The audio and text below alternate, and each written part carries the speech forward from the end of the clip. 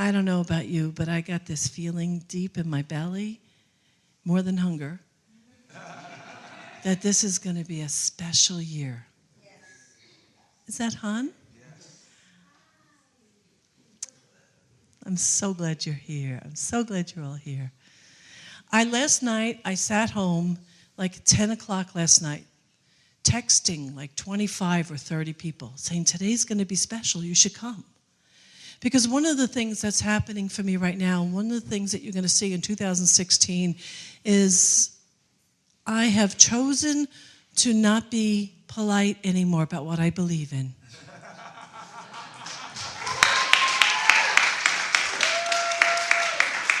So I'm going to be inviting everybody I know, whether they know me or not, and I'm going to remind people of the truth of possibility as I know it to be. So if someone's standing still long enough, I'm going to talk to them. And I really mean that. I don't want to convert anybody. I don't want to have to even pull them into my membership. I just want to talk possibility of this world, that what happens when we come together in a collective understanding of truth, of kindness, of compassion, not of what kind of God, not of a particular icon, not what Bible do you read, but kindness, love, acceptance, so that we together cultivate the characteristics that make this world a place that works for everyone. And that is the theme for this year. I'm very excited to tell you that we are joining 100 plus centers, maybe about 125 centers globally for the first time in the history of this organization with a single theme. Now, we wanted more, and I have a feeling as they hear our excitement, more centers will jump on board. But for the next year, you can go to one of many different centers and hear a similar message, although we've changed things up to work for us a little bit. But we are absolutely taking a stand as a global organization for the possibility of humanity. And this pleases me greatly.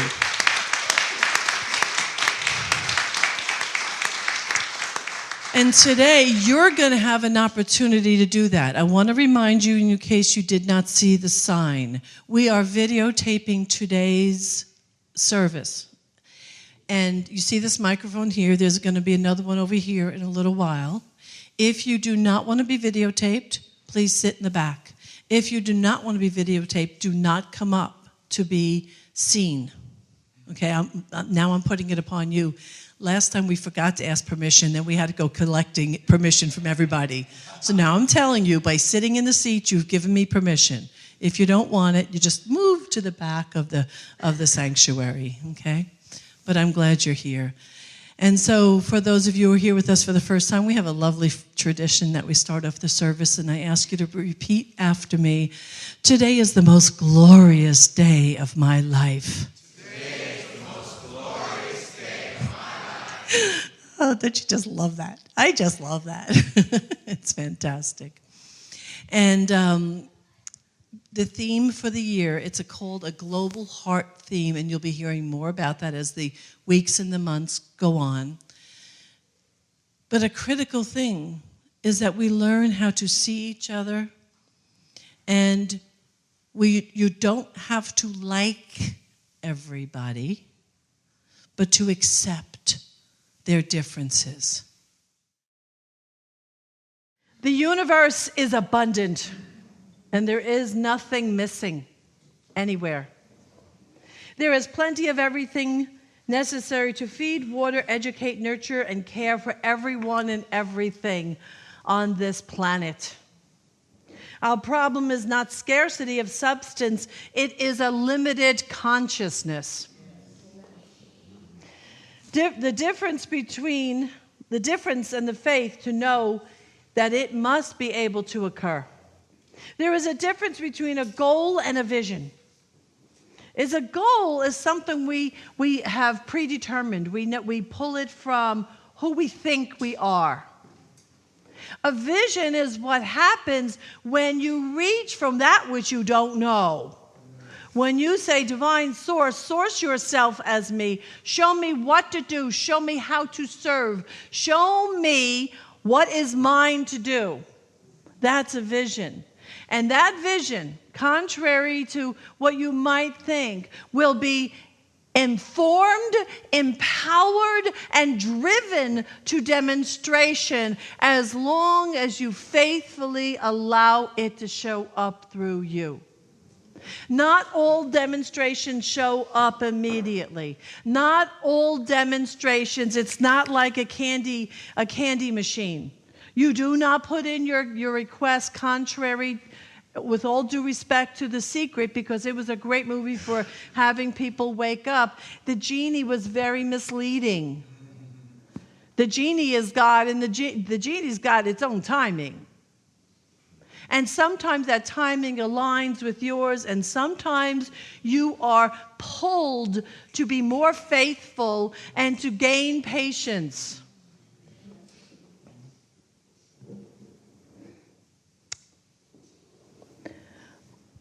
I have forever been somebody, and I've spoken to you about this, been somebody who has kind of the personality of what in Sanskrit they call the Bodhisattva.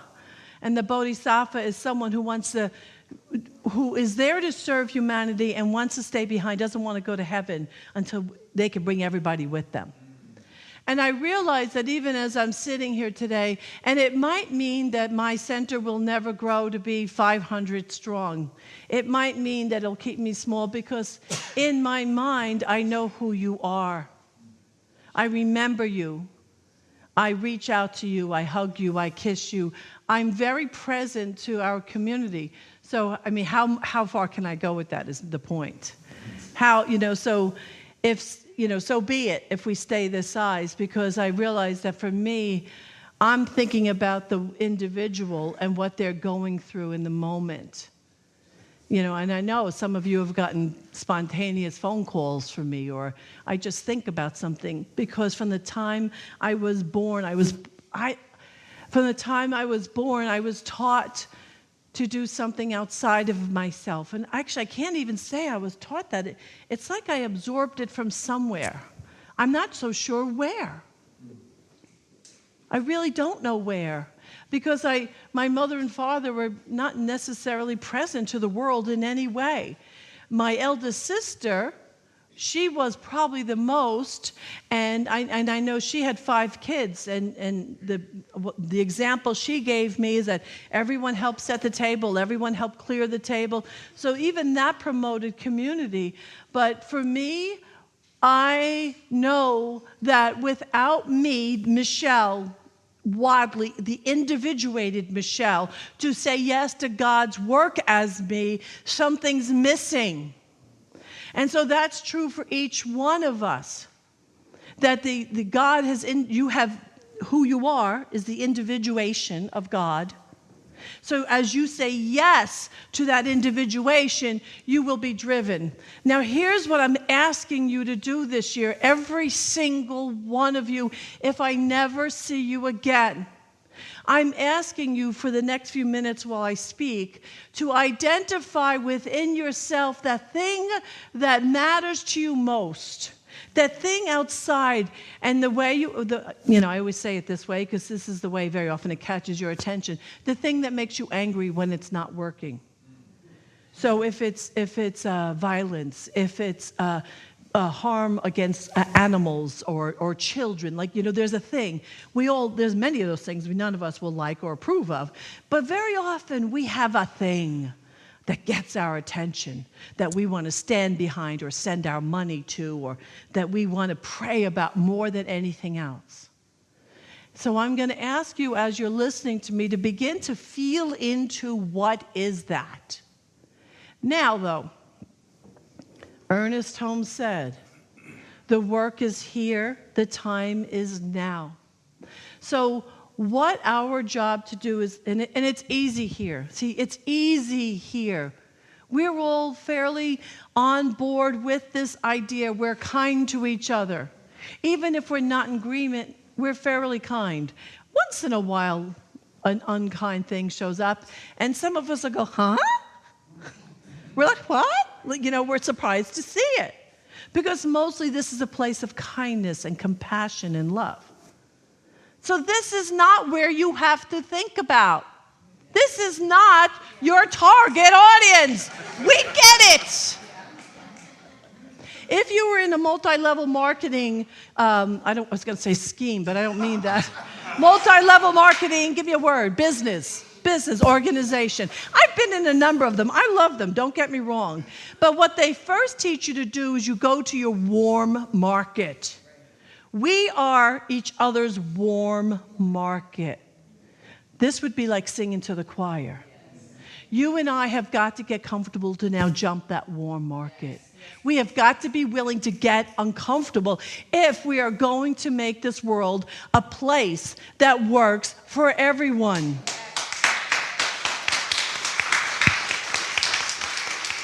So my neighbor that has that sign on the thing, my job, and that's where that came in, because I was thinking through this in my mind, and I turned and I see that sign, went, ah! I said, okay, that's my spiritual practice. And I think he has a lot to offer, by the way. I do. I actually do. Trump, what the neighbor does offer, he has lots of bird houses outside, and he does the countdown of the Christmas tree. So every day I drove by, a little more stressful, because I could see the days.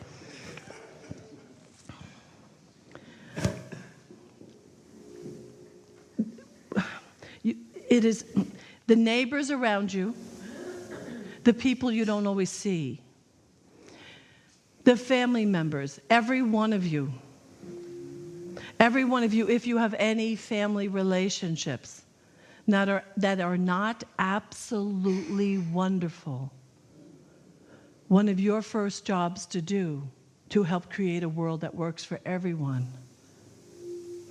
is to heal those specific relationships. Now, the way I see this is that think of us as this center of the concentric circles. So we are the warm market, we're in the center circle, and then there's another circle. So that other circle would be people that are in other religions, that you like the people, you don't necessarily practice the same thing, but you're kind to each other. So that's just a little further out. And then as you travel out, what's going to happen is that there's going to be a concentric circle where you're going to say, really? No, I don't know who that is for you. I don't know what that is for you. But somewhere you're going to touch upon that. That's your growth edge. That's the place of healing. That's the place of forgiveness. That's the place of compassion. That's the place where you clean up your stuff. Or that's the place where you say, I don't know you, I don't particularly like you, but I honor you as a human being, and I honor that you're here on this planet, and I'm willing to coexist peacefully. Are you with me with this? Yes. If we just keep working within each other, it's practically a cult.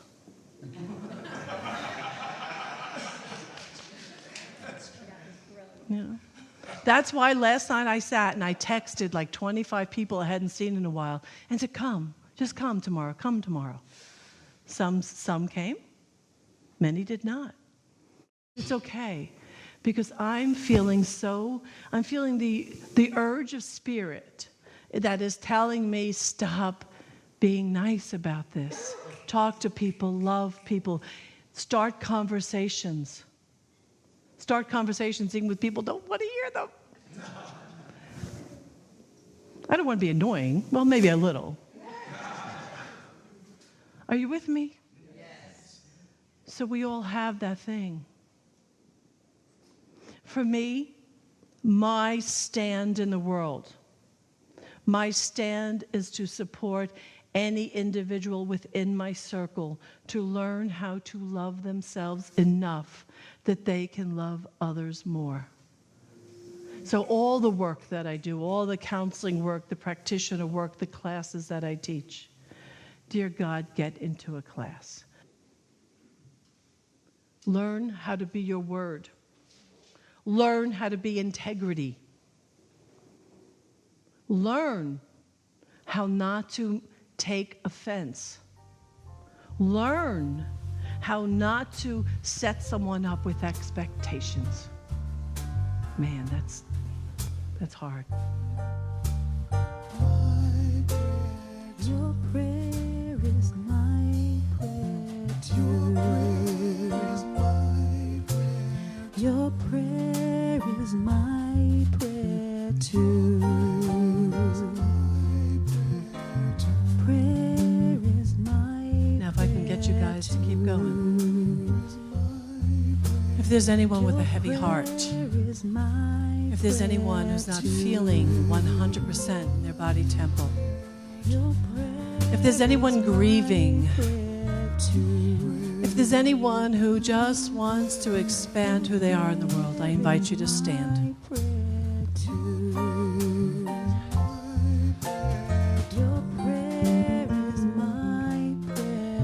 So as Ty and Amy continue, I know that whatever desire is in your heart, that your heart is the heart of God, and God is speaking through you now. That as we each remember to speak and think and desire affirmatively, that Spirit is here to heal. Any heavy hearts, let them now be light.